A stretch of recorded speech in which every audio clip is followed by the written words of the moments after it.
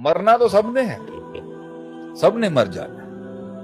If you want to enjoy your life, take the initiative. हार गया तब भी तजर्बा आ जाएगा, जीत गया तब भी तजर्बा आ जाएगा, लेकिन कम से कम एक खलिश तो नहीं होगी ना, मैंने फैसले नहीं किए। फैसले होते हैं जो लोगों को बनाते हैं, अल्लाह बनाता है फैसलों के लिए। It is your decision. दुख की बात है, फैसले नहीं लिए लोगों ने।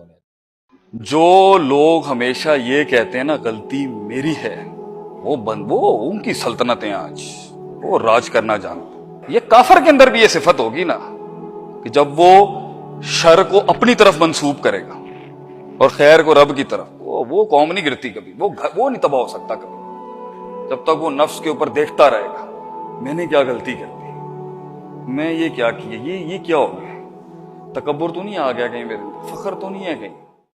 इज्जत कर अपने मकाम की और तनाइयों में मांग अल्लाह से, अपने इल्म के साथ जंग ले अपने आप से।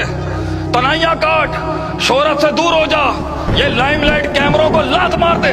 देख अल्लाह तुझे कहां से इमाम बुखारी की तरह सुल्तान बना के लेके आएगा, कैसे तुझे मार्केट में लोग बुलाएंगे।